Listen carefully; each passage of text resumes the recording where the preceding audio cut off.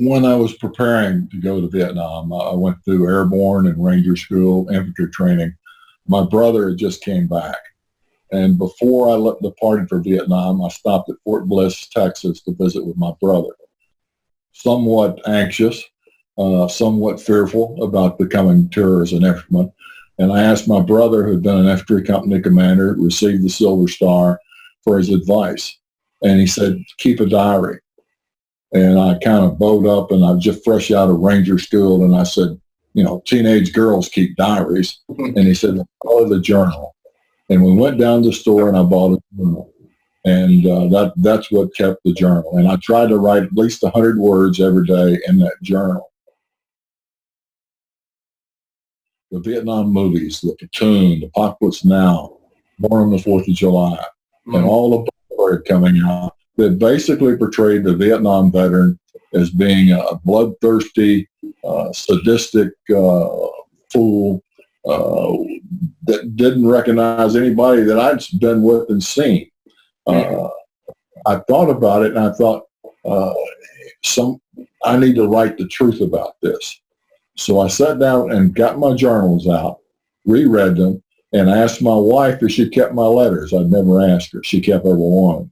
I asked my brother if he kept the letters. He'd kept every one. I asked my parents if they kept the letters. They kept every one. Wow. And all three of these people got very different letters from me, depending on the situation. And I asked them why they kept them. And every one of them said, every one we got, we thought it might be the last. So with those letters and my journals, I started recreating what a tour was like for an infantryman, platoon leader, and company commander in Vietnam. Between being an infantry platoon leader and a company commander, I led the battalion's reconnaissance platoon. I left that platoon, and a good friend of mine took it over. And 2 weeks later, he was killed, still using the same call sign that I'd used. And I was writing in a book trying to say, when I heard on the radio he was dead, what was my first thought? And I wrote all these things about, you know, Bill Little died for his country. If he had to die, what a glorious way. He died bravely. He got the DSC. And then I finally realized, no, my first thought was, I was glad it wasn't me. That, I think, was, I had to write it and had to admit it. And that was my first thought. Sometime back, I was talking with a Vietnam vet, the way I'm talking with you, and the question of, for lack of a better word, trophies. You know, did you bring any trophies home? And I thought maybe an NBA flag, or maybe a Viet Cong flag, or maybe, you know, something from the enemy. And he said that he tried, and I thought, well, maybe he tried to take home an AK or an AK-47, something like that. And so I pressed a little bit. And eventually, after, a little bit, he said gold teeth.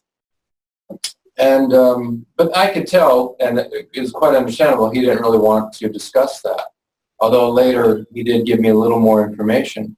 And I thought to myself, gosh, I've never heard that from a Vietnam vet. You hear that a lot from World War II vets who fought the Japanese. That comes up pretty regularly in the memoirs of fighting the Japanese. But I thought, gosh, I've never heard that from a Vietnam vet. But then as I was reviewing your journal for this conversation, I saw that actually you had mentioned it. So what I don't want to do is talk about, that particular thing, but I want to link it to what you were just saying, that when you got word of this fellow you knew who was killed in action, and then somebody says, well, what was your first thought? The truthful answer is the first thought was, I'm glad it wasn't me. And what I think that gets to is the question of, what does the world of war do to people? How does it change people? Because I'm thinking of this Vietnam vet I was talking to, and he's a mild-mannered, nice guy who apparently collected gold teeth from the enemy. And I'm just thinking, in that context, something must have happened to this guy so that seems like a good idea. And of course, he looks back on that and wonders, what in the world was I thinking? How could I have thought that was a good thing to do? what is, I'm just interested in your thoughts here, that you can put, a decent 20-year-old kid into a guerrilla war context, and they're just, and then, what can happen to that kid so that he thinks, well, taking gold teeth is, yeah, that seems like a reasonable thing to do at this moment. I think a decent human being becomes a different type of human being when they get in war. In actual war and close combat, people react differently and do things differently. Mm-hmm. As far as gold teeth goes, there probably wasn't as many collected in Vietnam as there was in World War II, because the dental facilities weren't as good for the Vietnamese as they were the Japanese, and there weren't as many. Yeah. There were atrocities committed by both sides. Yeah. War itself was a major atrocity in itself. Yeah. We do best if we could end all wars. Yeah. But when you take what America did was they sent off very young men to Vietnam, led by not much older young men. At 23, I was the oldest man in my 100-man company, except for the first sergeant and one other NCO. And that other NCO was killed, or was seriously wounded within the first couple of weeks. Yeah. So it's people do strange things. They do things to prove their own manhood to themselves and to others. They react differently. They find a sense of humor in the combat infantryman is much different than a lot of other people. A lot of things that people will find very morbid, an infantryman finds very humorous. Mm. But no, I don't think it changes people. I think mostly for the best. Some people have difficulty reacting to it as they do any serious incident. Yeah. Unfortunately, after Vietnam, we were exposed to so many people, so many psychologists and people that made their living off of it, that tried to tell us if we went to Vietnam, if we weren't crazy, we were going to be crazy. So a lot of people have used that as an excuse over the years when they were found guilty of crimes or serious misdemeanors to start yelling, "I'm a veteran, I was in Vietnam," and blame it on that. Unfortunately, there are a few that are legitimate, but they don't get the treatment because of all the other people that claim it. But yes, we did a lot of bad things, mostly for a good cause. And I say bad things not in maybe a legal aspect, maybe more on a moral aspect, but there's things that if I'm sitting in a room with other infantrymen, I'd laugh about, and there would be no guilt expressed, and there would be no one that would really feel bad about it.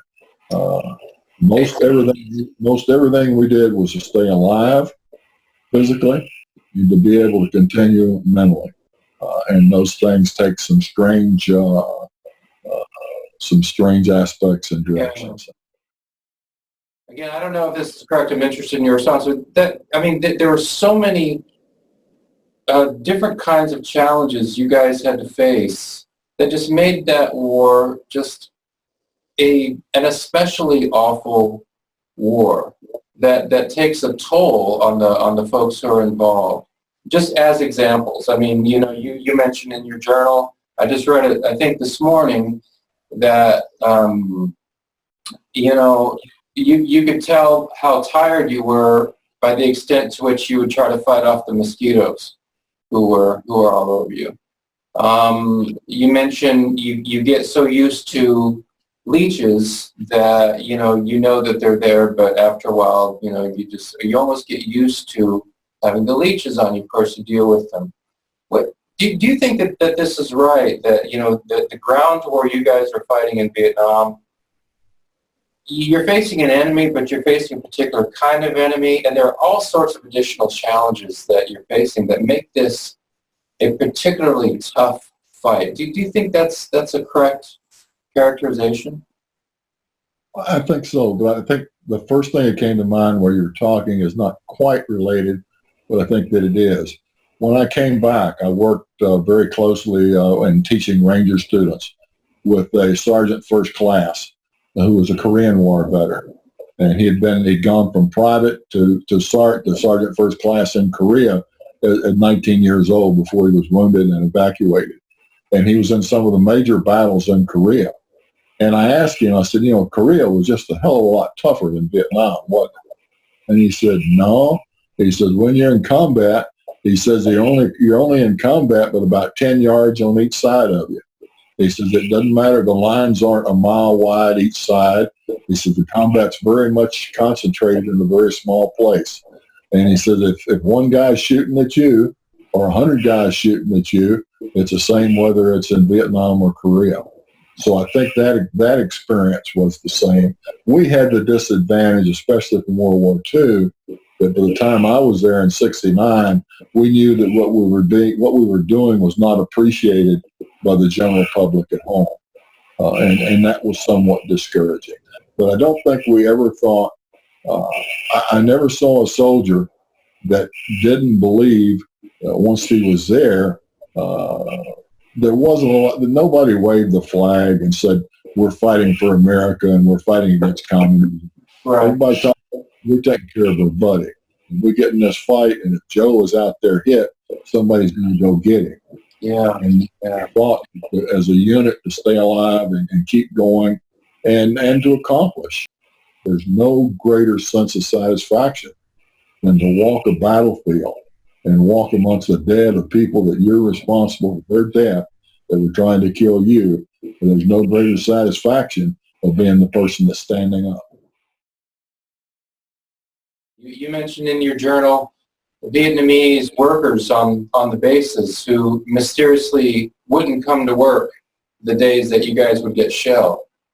And there's that sense that, well, maybe these folks who are cutting our hair by day are with the VC by night. Is that something that made your war particularly challenging? This not really knowing who the enemy was. There's another thing you mentioned in your journal where you're getting fired on from a so-called friendly village, and so you're not allowed to do anything because the village is labeled friendly, but yet bullets are coming at you from that friendly village. Did this make your war particularly tough? You just can't be certain who's friend and who's foe? Difficult, yes. But at the same time, I've seen those situations where the so-called friendly village fired at you and you took casualties, and later on was able to get in there, and the enemy was gone. And within 10 minutes, you would see GIs sharing their rations with kids or giving candy. Usually didn't give them directly. You learned it wasn't polite. You would give it to the adult Vietnamese to give to the child. There was you built up some animosity. You built up some, maybe even hatred in some cases. And I look back, I had a much lower opinion of the Vietnamese then than I have since I've studied more about what's happened to them during the war and especially after the war. Much more resilient people and much more admirable people. But yeah, remember, most of us were in our early 20s. We didn't have, or even 19, didn't have a lot of real in-depth look, and it would look at really things were personal. But I've seen GIs be just as kind and as caring as they could be to the other people at the same time. And I've seen them being ferocious and as deadly as can be. Me at 23 and a 19-year-old acting sergeant, because he hadn't been in the Army long enough to make him a sergeant, leading there that probably didn't even shave. And they were just as good as soldiers as we've ever put out there. The company commander for a couple of months, and we flew into a landing zone, and 2 or 3 guys opened up on us with AK-47s. We didn't take any casualties. The antenna on my radio was shot into. Yeah. But these guys fired at us. As a 23-year-old company commander, I had 100 men on the ground. But we started maneuvering against these 3 people, firing machine guns, 40 millimeter grenade launchers. I called in 2 Cobra guns, or immediately called in artillery, 6 tubes of 105 artillery. Got another battery that said, we're not doing anything, can we fire? So we fired in probably a couple of hundred, no, 200 or 300 rounds of artillery. Then a gunship came in and said, I understand you're in combat. We got 2 gunships. We rolled in 2 Cobra gunships firing 2.75-inch rocket launchers and machine guns. Just about when the smoke hadn't cleared from that, Air Force FAC came upon and said, hey, I understand you're in combat. I've got 2 F-4s rolling in with 500-pound bombs and napalm. Can you use them? I said, sure, bring them in. So we expended probably $1 million, $2 million worth of ordnance over 3 guys. And before we could clear the battlefields and recover them, we got an order that another unit was in combat, helicopters came in. So we recovered no weapons, no bodies. But at 23 years old, I had 3 handsets and all that organized. And it was, you had to bring it, you can't bring them in all at once. They don't want to fly in when you're putting in artillery because it's kind of dangerous for them. Yeah. And they're all different frequencies. And when you're not, it was exhilarating. I mean, it was a degree that I look back at times and think at 23 years old, how can I match that experience?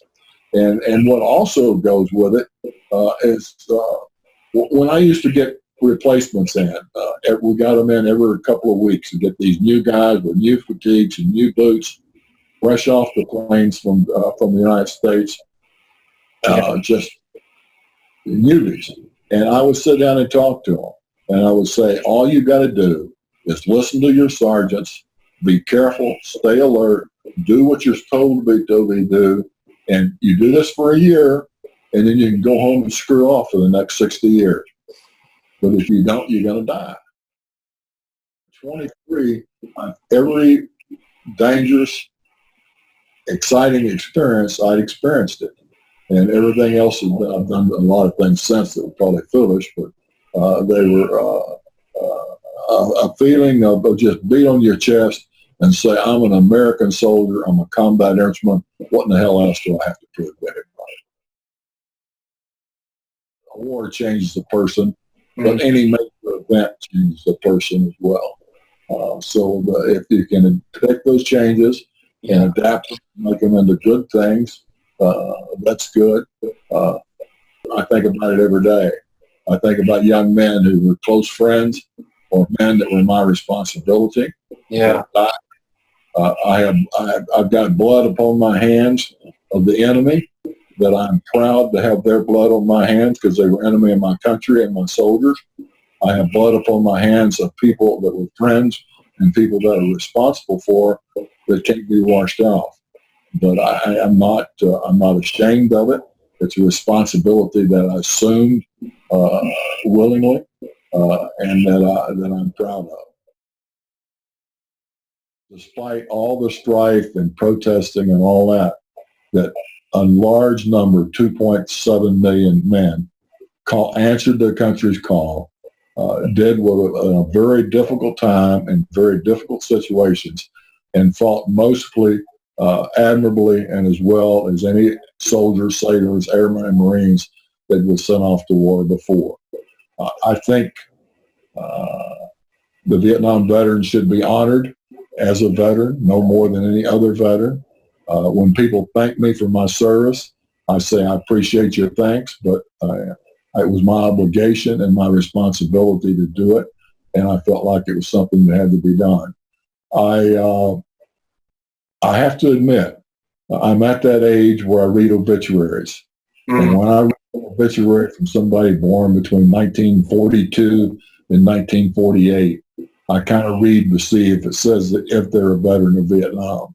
And I can read between the lines if it says, hey, they stayed in school, got a law degree or a PhD, or if they were a member of a certain union that got them out of the box. So I still look at it. I have a lot of the old saying, a lot of my friends are not Vietnam veterans, and they are. But I still look at anybody my age and I want to know where they were in 1969 and what they were doing. I think it is a bellwether of my generation. And a lot of people look at it as veterans as being negatively, look at us as foolishly for doing what we did. But I think we did the right thing at the right time. I think I am proud of my service. Like I said, except for a lot of young men that lay forever under neat rows of headstones, I wouldn't change anything.